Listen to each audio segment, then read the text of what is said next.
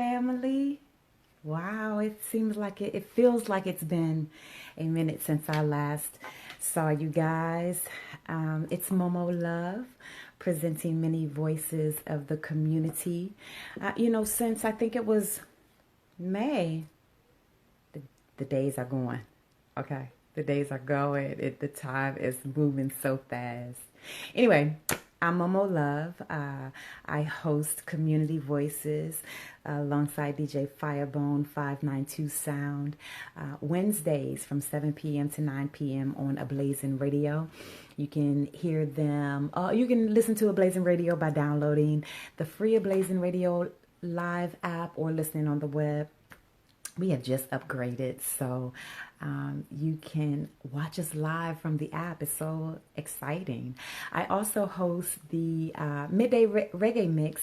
That's Monday through Friday, 10 a.m. to 2 p.m. So I see my guests. I am just going to go ahead and get to it. Just go ahead and request to join, and I'll be ready for you guys. I'm so excited. And you should be as well because you saw the flyer, right? So one half of the 1990 phenomenal reggae hip hop, unsung and unspoken, from jam rock to hip hop. All right. We are speaking today to Mr. The Big Boys, Mr. Edley Shine. Yes, yes, yes, yes, yes, yes, yes, yes. Hello, sir. Big respect. All right. Oh, You hear gosh. me? You hear me loud and clear? You do. Look at you. Welcome. Thank you. Thanks for having me. On the program. It's my pleasure. So, Mr. Edley Shine, I started this Many Voices of the Community coping with coronavirus quarantine talks when we was all going crazy, right? When it kind of first started. May was Mental Health Awareness Month, and I was just wondering if anybody was going just about as cuckoo as I was. And I wanted to reach out to people and just find out how they were doing. However, in the aftermath of George Floyd's murder, Rayshard Brooks, lynchings of our brothers, and just the utmost disrespect of police brutality, I've been wondering what in the world are my brothers going through? And I just wanted to reach out and say, Mr. Edley Shine, the big voice, how are you, sir? I'm doing well. I'm healthy. My family's healthy. Mom's is good. Everybody's good. And I just been coping just like everybody else been coping day by day, trying to stay creative. I had already had plans to put out music during this time, so it was like a lot of shuffling and thinking and concentrating and focusing, because not only do I have to stabilize the home because I'm the breadwinner of the home, but also stay creative and stay passionate about getting my project out, because I waited 20 years to put out a project. I know. And we're so excited. We are definitely going to talk about that. Yeah. But I'm just thinking about what the imagery of seeing your brother, your uncle, your nephew, your cousin, your dad, right. And, what does that do to the psyche of the Black man? I mean, it's been crazy because my dad has had COVID and my brother who lives in Panama had COVID. So, just having close family members that went through the whole thing, and they're describing to me, they were both hospitalized, describing to me what they're going through. It was definitely something that, I don't want to go through that. And what am I going to do? I'm ordering like 100 masks on Amazon. Right. I'm running around trying to find hand sanitizer and cleaning stuff, and everything's sold out. At one point, you couldn't find toilet paper. Nothing. It's just I definitely felt a lot of pressure between the end of March till now just to sustain the regular lifestyle that I built for myself and my family. So it definitely added a lot more stress as far as just everyday living. It's already stressful being a Black man in America, but then you throw a pandemic in the mix, and you throw all this racial injustice that's going on in the mix. I have to worry. Every time I leave my house and I see a police car, I have to worry. I have a nice car. He's going to pull me over and ask me whose car is this or whatever the case may be. It's definitely, if you're not mentally equipped to deal with everything that's being thrown at you right now, I could definitely see some people losing it and doing the most right now. But you know what, Ellie, you could be so secure you could be mentally equipped, but when you see that imagery, 8 minutes and 46 seconds Yeah, over and over, when you see your brother being shot in the back, regardless, over and over, when you hear about lynchings, when you hear, you know, derogatory names being thrown at you. I mean, as a black woman, of course, I do not know what it's like to be a black man. Okay, you guys are revered, you're feared, you're powerful. And you talk about the police in general, right? right. Did your parents ever talk to you about what happens if you get pulled over? No, but I was the son of immigrants, so they definitely in my household it was we don't deal with police at all. Like Uh-huh. Uh-huh. avoid police at all costs. Like Wow. I grew up feeling like the police was not for me. They were there to destroy my life at any chance that they got. Whether they take it, whether they lock me up, I never viewed the police as someone that was working for me or working to They were never protect protecting and me. serving you. Nah, I never had that feeling. And I grew up in uptown DC, so you already know how it was in the 80s and the 90s growing up Yes. there. Police was doing the most, so Yeah, it's yeah. definitely crazy. Yeah, I'm glad you said that. I was going to ask you, are you from DC Yeah, originally? Because the DC Police Department had it rough. Okay. I mean, well, we had it rough as people living underneath DC MPD. Um, Tell me about your first experience ever being pulled over or even encountering police. I think my first experience dealing with police was, well, growing up in a Jamaican household, there was always something going on because part of my family was hardworking people and part of my family was street people. So Gotcha. my experience encompassed both. Now, dealing with the street side of my family, I've seen police come to my house looking for people, looking at me saying, hey, little kid, don't be like such and such that's in your house because we're going to get him. And when we get him, we're going to put him away for a long time. So when you see the police threatening the stability of your family and wanting to do something to your family members because of whatever reputation they had in the community, it definitely affects you. And even to this day, I think about stuff like that. And just having to go to, having to go to penitentiaries to go see family members as a young kid, it impacted me. I remember the first time I had to go see someone in my family. Police, the security guard at the gate says, "Hey, you look just like, such and such.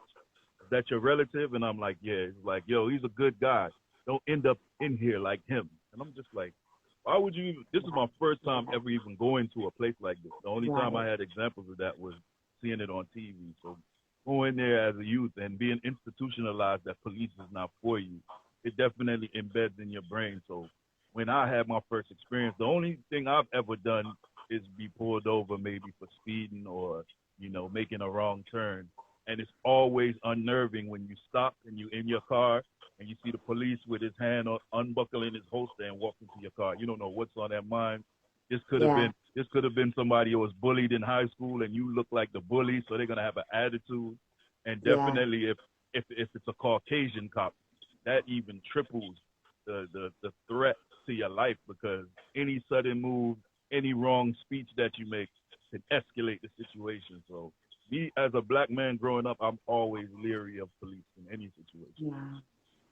And it's so traumatic, right? Right. Um, and it kind of jolts you very quickly from from a little boy to manhood. Right. Even though, and speaking of, little boys are always taught not to cry, don't show your emotions, which is also part of this whole series because black men are normally not allowed to show their emotions. It always ends up being rage, That's right? true.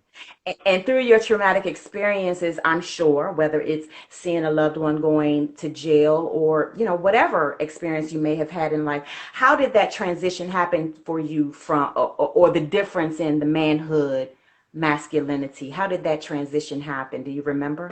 Oh, definitely.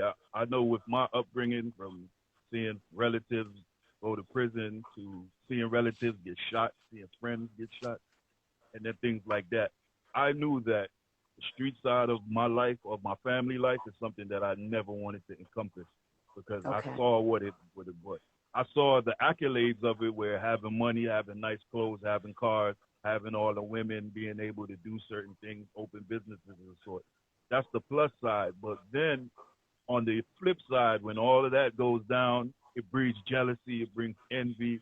People want to take your life because of what you've attained Ooh, through the yeah. street life. So I made a conscious decision that one, I didn't want to dis disappoint my mother because I'm her Okay. only son, I'm her only child. So for me Okay. to give my life up to the streets, even though it would have been the faster way to do things, and end up in jail or end up dead. I couldn't leave let that be her legacy when she fought so hard to raise me, coming from Yeah. Jamaica, coming to America, having me and having to work and go to college and graduate. Why would I disrespect my mother's hard work by trying to do Mm, some crazy street stuff? And I know what the results. I have examples in my family of where it's right. going to take me. So Right. I made that conscious decision that hey, I'm gonna leave street life alone, focus on school.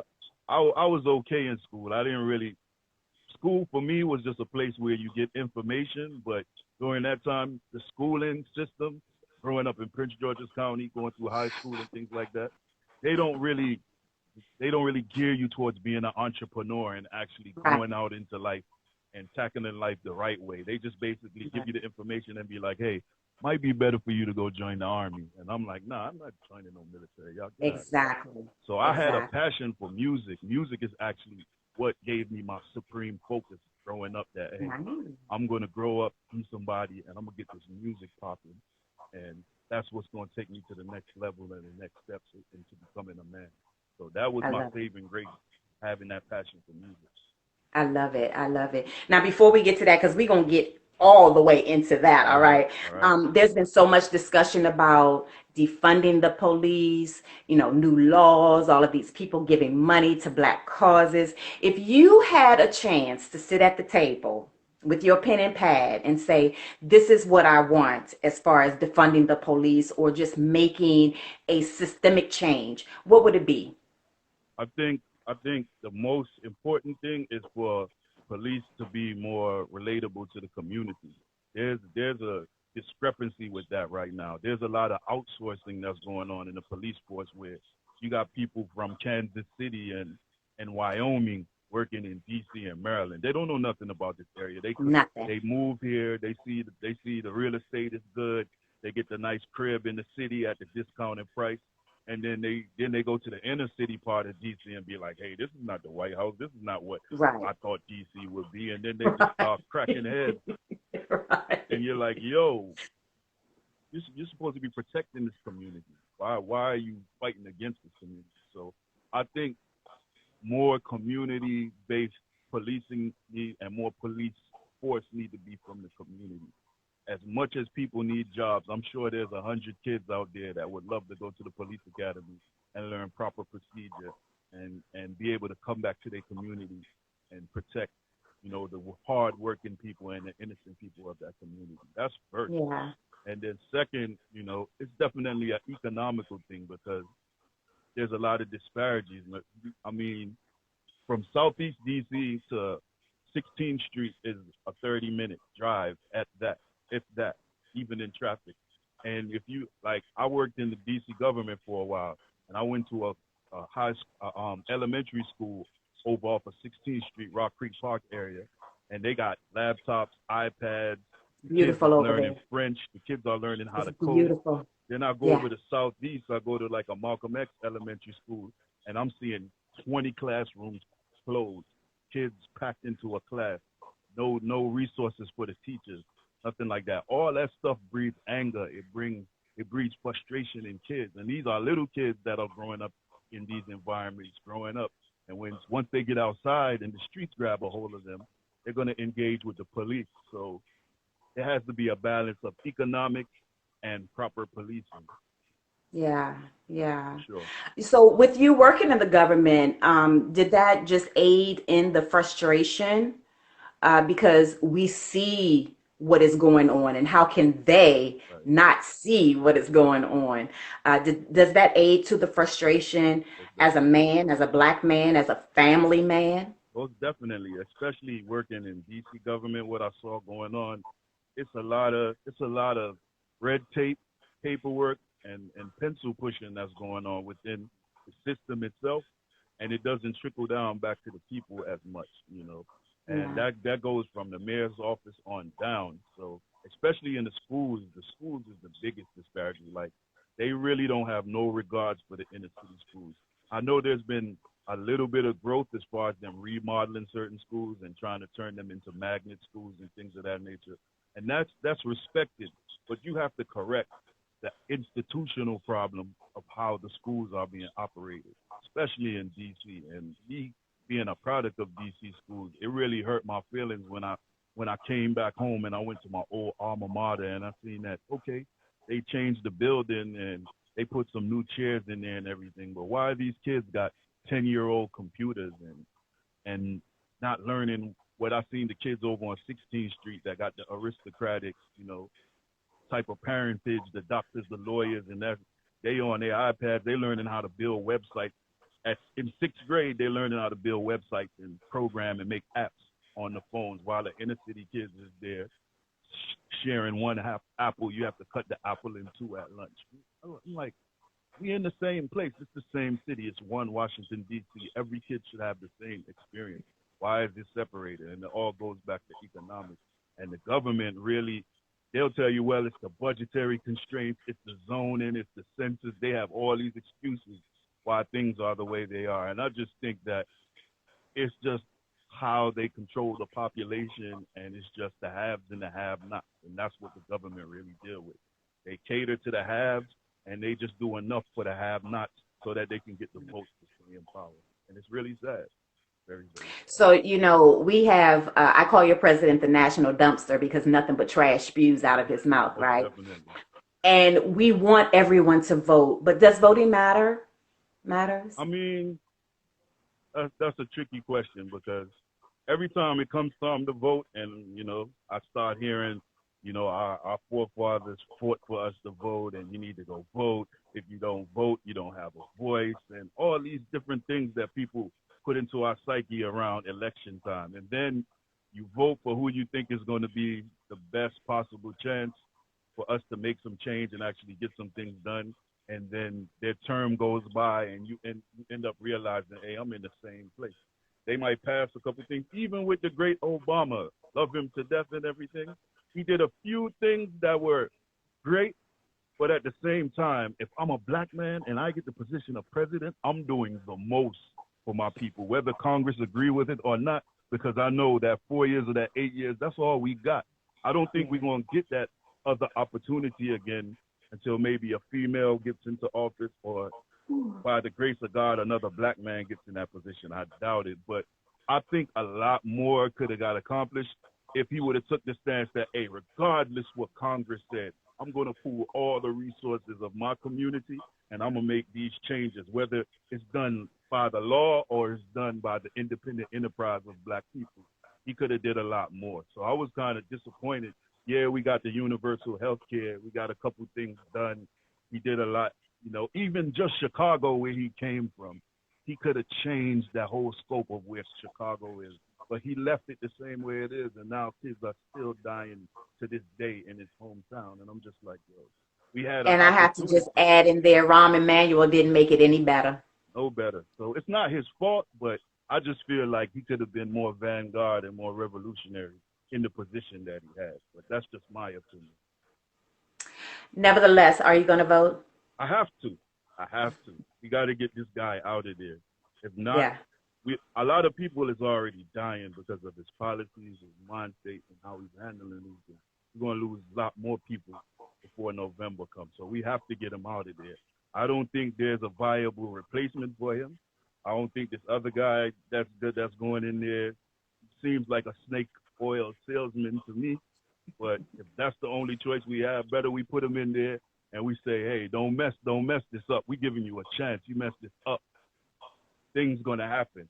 They already seen what happened with the unrest with George Floyd. Imagine if Yes, we get sir. another bum president in there, how people are gonna react, how the community is gonna So, react. so who do you think should be his VP running mate? Because everybody keeps saying he must select a black woman. Who do Right. you think should be his VP running I don't mate? really know because I'm not really a fan of Kamala. What's her name? Kamala Harris. Okay, Kamala Harris. And the key reason is just that when I saw her speaking, I first saw her on the Breakfast Club, and then I started researching her. I'm like, who is this lady? And then I found out that she was a prosecutor, and I seen some of the things she did in the system when she had the power of prosecution, and I didn't really agree with it. And I'm like, do I really want to empower this lady? Is she really going to have my interests at heart as a black man for my family and everyone else? Yeah.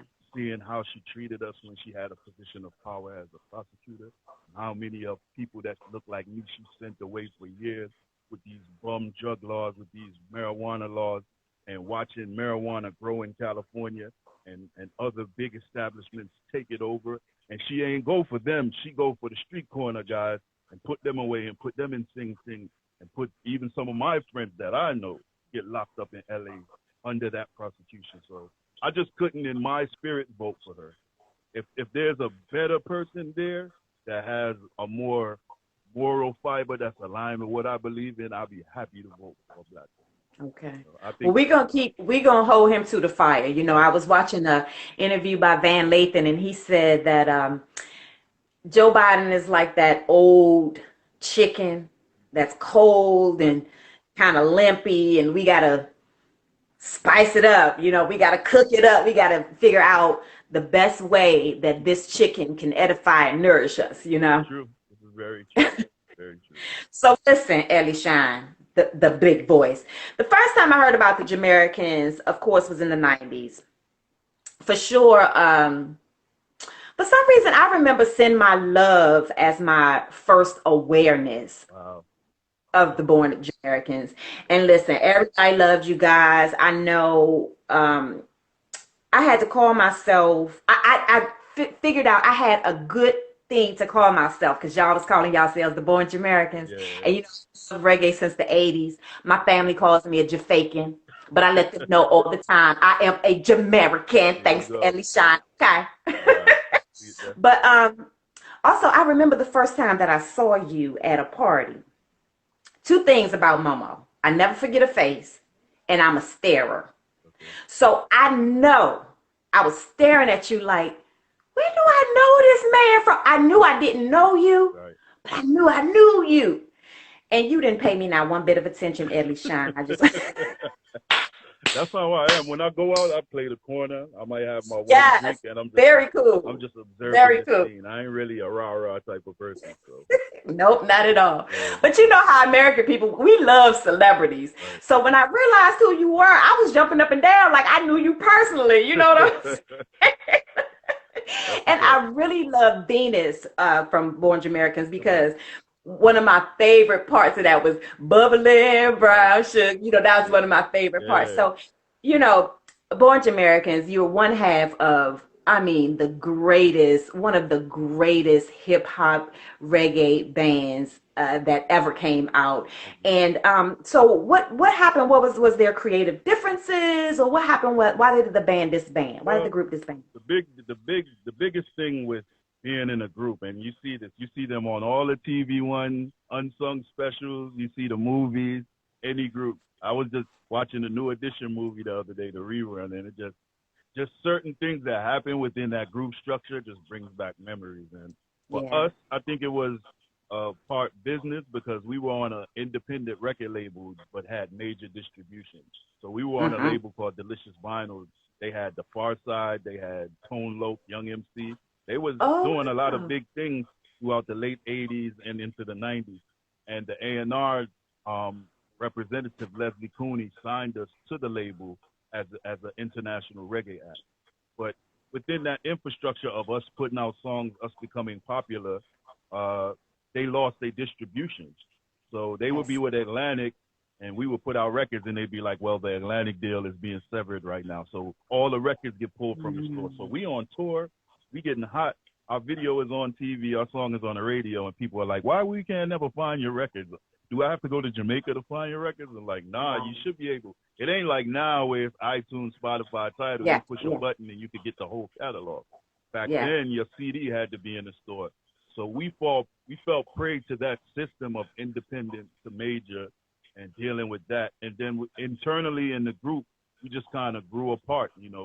I, there was a pressure there for the singer. His name was Notch to be a solo Mm-hmm. artist because they felt like that was the more marketable aspect of the group. As far as visual wise, as far as sonically, with him being able to sing very good, that they could move on with that. So I was eventually released from the label when the group disbanded in 1998, and I was left to Okay. fend on my own. He went on and he was recording for the label. I don't know what happened with that situation, but he found more success. See, he's part Jamaican and part Puerto Rican, so he was able to Okay. transition into reggaeton and do that and find some success there. I was writing, doing a lot of things, trying to keep my feet into the music, but it was just not happening. So I had to end up coming back home, getting a 9 to 5, and figuring out, all right, how I'm gonna get back to this music. So Come finally back that home from happened. where? Where were you? I was Where were living in you? California at the time. I was living in LA, Nice. and I was working with Nice. KRS-One and Mad Lion. They had a situation at Warner Brothers. I was doing different things, hosting parties at clubs. I was doing whatever I could do to keep my foot above water. But coming from the Yeah. success of Born Jamericans and having to go through that whole process of not having a record company behind you and trying to stay in music and producers and people not even acknowledging you anymore. Like, yeah, we saw your success, Edley, but that's not you. That's Born Jamericans. If you're talking Born Jamericans business, we could talk. But Interesting. you as a solo act, I need you to prove that to me somehow, some way. So it was a rough time. So that's I'm basically what sure. happened with the group. We grew apart business wise, and we grew apart as men. We still cool. We Hmm. ended up doing Okay. some reunion shows. Oh, We did one with Damian Marley in Trinidad, 2015. We went to okay. Colombia, 2006. The last one we did like four. It's 2018 with Rhapsody in Bogota, Colombia, 20,000 people, hip hop Al Parquet. We closed the show, Nice. murdered. It's on YouTube. It's called Born Jamericans Mm, Hip Hop Al Parquet, Hip Hop in the Park. You can watch it. What was that like? What was that energy? What was that feeling like? That feeling just let me know that the ideals that I sit down and write or wrote back then resonated for all this time. It just showed me the strength and power of music, and that is really that's why I named my EP based on talent, because the talent and the spirit that you put in your music is what's going to carry you when you don't have the finances and you don't have the hype, you don't have the cheerleaders to push your music, and you don't have the front of Yeah. Spotify and Apple and Tidal and Jay-Z making calls, making sure that your record is everywhere. Yeah. It's all Yeah. based on your talent. So to see songs that I wrote in 1994 lift up an entire stadium in 2018, 20 something, 20 plus years later, I'm just like, yo, never take what you have for granted. Whether That's it's within right. the group or as an individual, keep on making music. You have a purpose. That's right. Yeah. That's right. I love it. Well, if they had asked the fans, and I don't want to bring up any old news or anything bad, but Right. I always liked Edley Shine. Well, thank you. I get that a lot.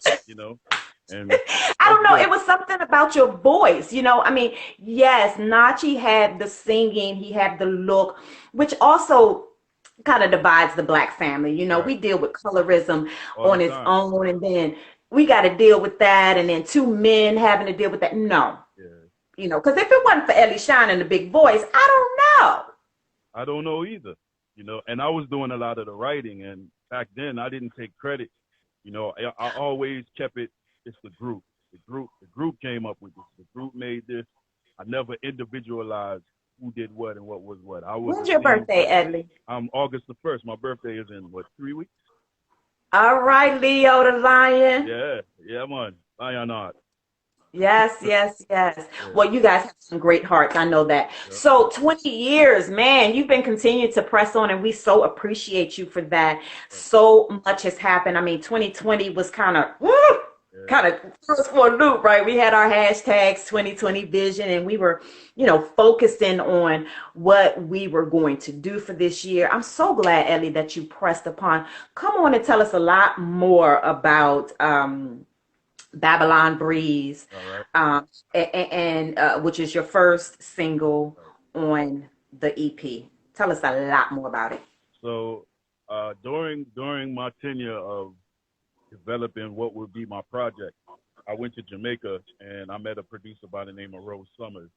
Rose Summers was a young producer working at Down Sound Studio, and if anybody knows Down Sound, that's like basically the Warner Brothers Def Jam of Jamaica. It's owned by Joe Bogdanovich, who is a relative of the Bogdanoviches, which is movie producers in Hollywood. So Joe Bogdanovich has a love for reggae music, so he went to Jamaica and built a whole studio compound and has a label and actually develops reggae artists and puts out dancehall music. He works with Okay. Scatta Burrell, who's another acclaimed producer in Jamaica, and an engineer by Shady. Shady was the one who introduced me to Rose Summers, and when I met him, he was the first Jamaican kid that I met that grew up in Jamaica but could produce trap music, country music, R&B, any type of music. He was just like a well-rounded musician, and he's from the hills. He's not even from the city part. He's like from Irish Interesting. Hill, Jamaica, which is Yeah. 30 minutes outside of the city. So I guess him growing up, them having cable now and YouTube, he was able to listen to different music. So when I heard it, I'm like, yes, finally somebody with a that knows the reggae infrastructure, knows the dancehall formula, but has that open mind to incorporate hip hop, R&B, and everything. That has the same mindset as me and approach. So he Yeah. came to DC, and when he came to DC, he was working at another studio, and I'm like, yo, I got a whole studio in the crib just sitting there with everything you could ever need. And he's like, yeah, it'll be more comfortable for me to work over there because where I'm at, it's a lot of people all the time. So he came to my crib, and he stayed almost a whole year, and we just was making songs. He was producing songs for like Bob's Cartel, Coffee. I would watch him produce beats in my crib, and then he would send them to Jamaica, and the artist would get on the beats and voice, and I would watch the songs blow up right in front of my eyes. And I'm Wow. like, yo, this is incredible. So I saw the whole infrastructure of how dancehall is created from the beat maker that makes the beat, he sends it to the engineer. The engineer gives it to the artist. The artist has 4 or 5 people in the studio that throws lines at them. They come up with their punchlines and everything. It's a whole process of how the music Right. is made. And then I watch the song come out, come on the internet. They'll make a video, lyric video, or they'll film a full video. And just the hype of whatever they're saying in the song or whatever the catchy part of the song is, catch on with the people and just run the whole country for however long that song lasts. And it's like a continuous conveyor belt of music that just keeps getting made in Jamaica. So it kind of re-energized my focus on how I Yes. wanted to approach making my project. But the only caveat to that was that I didn't want to follow the trends of Jamaica because Jamaica is not my experience. And for a long time in Born Jamericans, we fought with that because people were saying you're not Jamaican enough. And American radio and American industry people were like, it's too Jamaican. We can't play this on terrestrial radio in America. So when I was making my EP, I wanted it to be adult, contemporary, dancehall, and I wanted it to have a soulful feeling. So that's how Okay. Babylon Breeze. When I first heard the sample for Babylon Breeze, I'm like, yes, I know I can make a song over this that's gonna resonate with my core fan base, but yet still sound modern and give them that nostalgic feeling that they had when they heard it. And I accomplished my goal. Yes, you did. Yeah. I love it. Thank So, what is Babylon Breeze all you. about? I stay cool as a Babylon breeze. So Babylon breeze is actually a slang I heard growing up. Like when I was going somewhere with my uncle, he'd be like, "Yo, it's hot today. Turn on the Babylon breeze." So Babylon, Mm, the term Babylon is man, white man, right, or right, right. man-made. Breeze is air. So an air condition or a fan is Babylon breeze. All right. So in the chorus, I'm saying I stay cool as a Babylon breeze, holding my meds, smoking trees, just a bunny up. So Yes. that's where that came from. On the beach. Add that. On. At that, at that, you got to stay cool as a Babylon breeze, And Now, is the full EP out or just the single? the full EP is out. It actually came out. What was it? May the 29th, and Okay. actually to this point, I've garnered over 100,000 streams on all platforms, which is good for an independent artist that doesn't have Yes. major distribution, major hype. I'm not on the Billboard charts or anything, but my core fan base connected with the music so much that they're going back and listening to the whole project, which is the Yes. greatest thing for me because reggae music is not selling right now. Reggae music, does not push physical sales. So what you have to do is have the streaming numbers, and you have to have the overall fan base for a promoter to know that, hey, when I book Edley Shine or I book one of these top acts, I know that I'm not getting a triple platinum selling artist, but I'm getting an artist that's going to bring people where we could sell our drinks, they could sell their merch, they're going to give a good show. That's Yes. the conveyor belt of reggae right now. If you're looking for sales, they're not going to be That's there. not going to You're happen. not selling no Okay. records, absolutely none.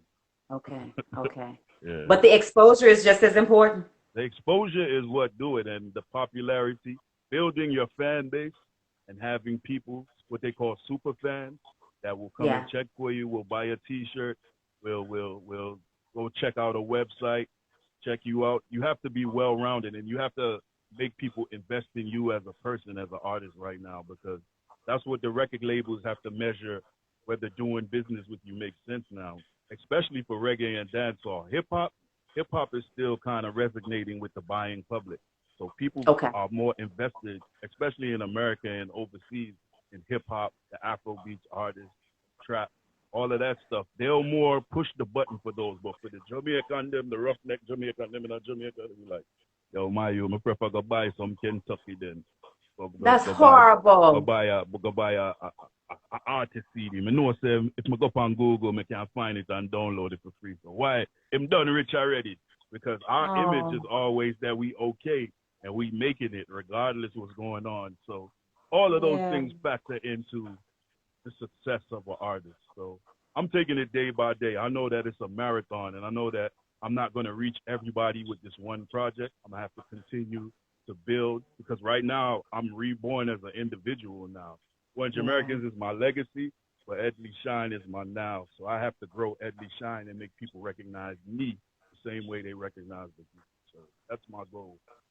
Yeah, man. Listen, you have not changed. I don't think, look, black don't crack. I'm trying to look over here.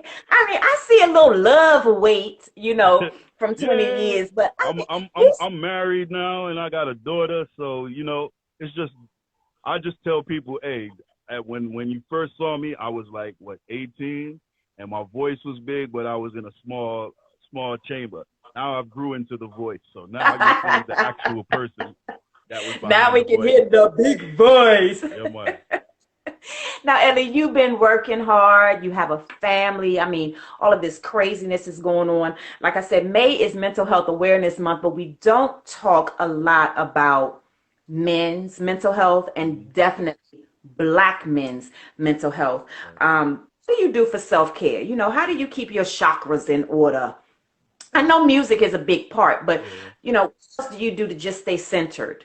I think just prayer and spirituality is a big thing to me because, and my mother beats that in my head to this day. As a grown man, she'll call me and be like, "Did you pray this morning when you woke up?" And I'll be like, "You know what? I got up and I hit the ground running." She's like, "Stop now, come off the Right phone with me now. and go pray." You know, Don't you play with mama. yeah. So that's a big thing as far as staying centered and staying focused. And I'm not saying that I'm overtly religious.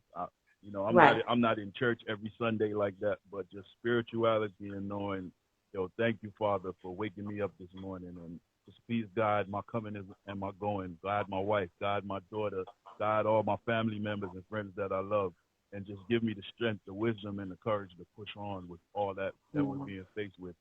And I hope I can do right in your eyes. And if I do forsake you in any way, your rules and regulations, I hope that you will forgive me and make me better for the next day. Those just reinstilling those things in my mind keep me focused and just being a positive person, being somebody that want to help people succeed. Like I'm the type of person, if I have a nice car, a nice chain, I want my brethren beside me to have the same equal opportunity so he can provide that opportunity for somebody else and do it down the line. I to my default, I always want everybody around me doing good. I don't want to be above anyone. I have a Yeah. boss mentality, but I have a humble spirit as far as how I live my life. And, that's what keep me grounded and keep me centered and keep me focused straight up. Amen and amen. I love that. I love that. Mommy will be extra proud, Yeah, okay, man. to know that that's what's happening. Yeah, man. We talk about mental health awareness. young boys not being able to talk to people. And even as you grow, you know, you're going through your coming of age, it's very difficult to talk about what your feelings are, you know, what your emotions are, and they're very valid. Right. Do you have someone that you can talk to? Do you believe in psychotherapy or Uh, psychiatry? you know, I've been telling my wife I want to go talk to a psychiatrist just to see where I am and what I can improve on because nobody's perfect in this world. But I just never took the time. I've been running and gunning with life for so much. I never stop and be like, hey, I'm going to schedule some time to go talk to somebody. You know, Yeah. I think I'm afraid of what I'm gonna discover. The things that actually bother me, I just like every black man, we just bury them in a corner somewhere and And be like, just you know keep what? going. Not even I deal with that car. I have Yeah. bills. I got people that depend on me. I have to keep pushing. I can't sit here and deal with that. That's for Yeah. another time. But at the same, That's the yeah, thing. You got to man up, you know, and you yeah, can't really talk about it. And I right. think that's one of the main reasons that I started this series. And even as you go through it, what kind of advice can you give to your brothers or the younger brothers Right. when they're dealing with that in their head? I think it's a matter of stepping back out of yourself and analyzing where you are and making a conscious decision what direction you're going to go. And each path that you take has their pluses and their minuses. So you have to be cognizant of that. I've, I've learned in life, you know, at the age that I'm at right now, that making impulsive decisions can be detrimental. Some people are lucky where they can make impulsive decisions and just bounce around and actually land back on their feet. But for the majority of the time that I see people do things on impulse, it never works out, and sometimes they end up falling flat because of an impulsive. If they would have sat down, thought it through, put their ideal on a whiteboard, checked off their checklist, and did it the right way, they would have had a better result. But because they're just moving on impulse and hype, Yeah. and that's something, especially in the Caribbean community, it's just like, yo, me, I'm one I done. So man, I make that movie. I mean, I care what nobody have to tell me. And having that mindset sometimes people end up losing their life having that Yeah. type of mindset. So I think for any young person out there, it's just meditate and think and see the things that you want out of life, visualize them, then come up with a game plan on how you're going to achieve them. And don't focus on the obstacles because the obstacles are there. Everything in life is a challenge. And I think that it's too much emphasis put on, oh, well, I don't have the money to do this. Well, Yes, my sir. situation, I'm in the hood. I'm messed up. I ain't got no, I don't have the Yes, new sir. J's. My clothes is dusty. Don't no girls want me. All of these things eat away at the psyche of the youth and make them make impulsive decisions. If you just bypass all of that and know that, hey, when I reach to my goal, I'm going to achieve and be successful to the point where I can achieve all these things. Because I'm a living example of I didn't have much when I was younger.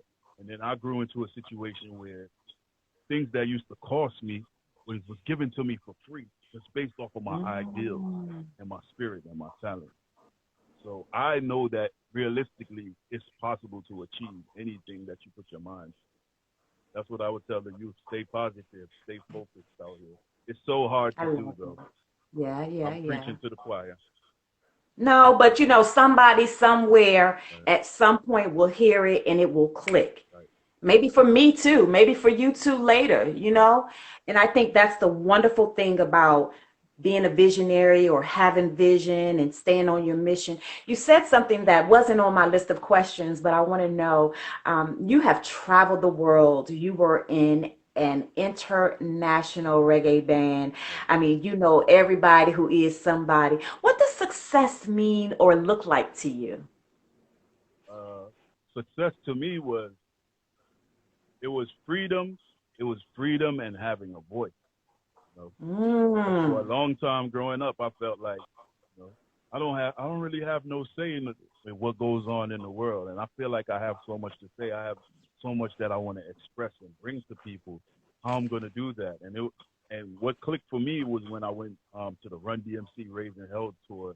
This was in the late '80s. I'm showing my age, Okay. and I Okay. saw all these rappers that I used to listen to on cassette tape perform, and it didn't never register me as a kid that these were real people. They were like my comic books. They were like the voices that I used to get through my days every day. But I knew they were people and I knew that they were actual groups, but to actually physically see them for the first time and see how the music controlled the people and people were going on, like Run DMC had everybody put up their Adidas in the whole stadium and everybody Yeah. had on Adidas. I'm just like, yo, music give you a lot of control. Like Yes. you could do a lot of damage with the power that music gives you, or you could do a lot of great things with Ooh. the power. So Yeah. just having that and learning that at an early age gave me it just fueled my passion so much that Mm. I can't never let it go. Like because I live in a square box. I live a hermit lifestyle. Like people don't really see me out like that anymore. I No. used to go out because I wanted to listen to the music and be in tune with the people. But now with the internet, you can if I want to go to a club, I could just go on somebody's live and be like, oh, that's what Right they now. listening to. That's what they doing. All right, that's cute. So now just it's just using all the different technology, stay connected, stay in tune, and push out whatever message that I want to push out, and try to help Yeah. as many people as I can while I'm here. Yeah. I love it. I love it. So the Rona is still out there though. Yes, it She's is. still lurking her, just peeking around the corner. Over 19,000 cases in Prince George's County. We knew that was Um, gonna happen. We knew that was gonna happen. Over 3,100 dead in Maryland. Jesus. This mask situation is real. I mean, you got the folks on this side saying they don't want to wear no mask. They are causing disruption. Do you think it's too soon to go out? I think it's very too soon to go out. I think that for one, we're going to have another lockdown, whether we like it or not. It's going to happen. So all I can say to all the businesses that are open right now, just y'all probably need to stay open 24/7 and get as much as you can resources and try to make as much capital as you can because this second wave is going to take us through the summer. And then you got flu season coming behind it. And I'm not sure. I haven't heard anything as far as them being even somewhere near close to a cure. So with that being said, this lax attitude that I'm seeing online, I'm seeing people going to pool parties, cookouts. They all hunched together. They at the beach. They all in each other's faces. I'm just like, people, where have you been the last 3-4 months? Have you not seen all the death that this thing has brought to you? And people just feel like they invincible. People just feel like, yo, this can't happen to me until it happens to them. And I'm not willing to gamble my life, my family life. My daughter is 2 years old. There's Ooh, no party, there's no function, there's no social gathering that's more nothing important than like my it. family right now. So, That's right. and And I don't know why we can't grasp that. You know, I said that today that I've just never been a gambler with my $2. I right, want to come out with $2 and come back home with $2. So absolutely, if we're talking about our life, right. I'm not going to be able to do it. I'm just not. Now, I know you said you have a wife, Uh-huh. but in general, as a whole, what can the black woman do to support or be more supportive of the black man, especially right now? I mean, that's a tricky one because I feel like a black woman gave me life, and that's all I could ever ask her for, or be expected of her. The 9 months that she carried me and she pushed me out, Mm, I'm forever indebted. What can I ask for her now that I'm on this earth walking around? And just any woman in general, they bring forth life. So, what kind of demands can you put on a black woman on a broad scope? Now, yes, companionship, having a wife, having that other half is also very important. And I did that later on in life. I didn't realize the importance of it till later on in life. But okay. at the same time, I think that the only thing that I could ask of a black woman is to just be there, stand side by side, and be present. And that's it. Just be there and be present and Okay. do what they've been doing, standing beside us, fighting with us, being our equals. Not behind me, not in front of me. Just beside me, I love fighting the that. same fight. I love We're that. going through the same struggle. It's the same Yes, fight. sir. Us against the world. Yes, sir. Yep. All right. So, Babylon Breeze. No, no, no. What's the title of the EP? The EP is called Based on Talent. Based on talent. I had it written so small I couldn't see it even with my glasses on. Right. Okay. Based on talent out in what, March? Yeah, it came out. It came out May the 29th, so it's been out about a May month now. 29th. It's everywhere: Spotify, Tidal, Apple Music. If you don't have a subscription, I know money is tight right now. You can go stream it for free on SoundCloud and Audio Mac, and I'll still get my little shillings from your stream. So, Boop, boop, boop, boop, so boop, boop. Good. just go listen to the music. The video is out. Babylon Breeze video is on YouTube, Yes. and Factory Skin, the next single, is on Vivo. Just Google Edley Shine, you will see everything. And So wait, did you go back to Jamaica to do that video? yes, so last year I actually bought a video camera and said I'm going to Jamaica and I'm going to shoot 2 videos, not knowing even how to use the camera. You was all the way independent, okay? Because I realized I approached a lot of people when I was working on this project, and I realized that the industry, for one, the music is devalued to a point where you're not going to see the returns on your investment when you spending money on music. So I knew going into this project that whatever I spend, don't expect it back in currency. Okay. In legacy building, I've gained a lot as far as putting out this project. Financially, I've been putting out a lot, and hopefully in the future, it'll build an opportunity where I could try to make that money back. Won't be from record sales, maybe from a tour, maybe from collaborating with another artist that liked that body of work and wanted something similar to that. I have to be objective in making the music and putting it out and having realistic expectations. So, Yeah. Well, but just me as a person, I don't like nobody telling me no, and I don't like nobody telling me what I can do. So I said, hey, I'm gonna shoot my own video. You want to that's charge me that daggone $10,000 video. for a video? I'm gonna buy my camera for $3,000, buy my lens, buy my lights, pack it up, go to Jamaica. I called some of my partners in Jamaica and said, yo, I got this whole resort. I was able to negotiate for us to have this resort for an entire day. And we just went on the resort. We had the whole place to ourselves. We shot Factory Skin, and then we went up in the hills in St. Elizabeth, where my grandmother is from, and we did Babylon Breeze. And You see yeah, what I'm there's saying? quirks to it. They could have been better, but for what we did and for the resources that we had, and thank God for my great editor, big up to Imani Walker, she put it together and made it make sense. And everybody's like, yo, the video them shot. I like the presentation. So mission accomplished. I thought it was beautiful. Thank I you. really did. I love you walking on the beach. I love the whole thing about it, Edley. And Right.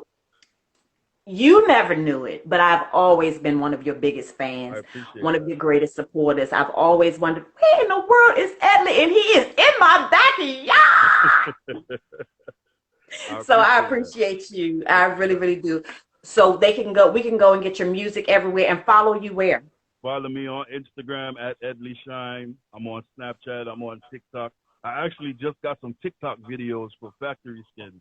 Some young ladies did a dance routine for it, so I'm gonna be posting. Oh yeah. So that's gonna be dope. And I'm just here working. I got my podcast, Shinerless Radio. I'm actually gonna be talking to the producer of Yardcore this Sunday on my podcast. So I'm trying to do it all. I'm just trying to be out here, spread good vibes, and give people good content, just like you, while we in quarantine.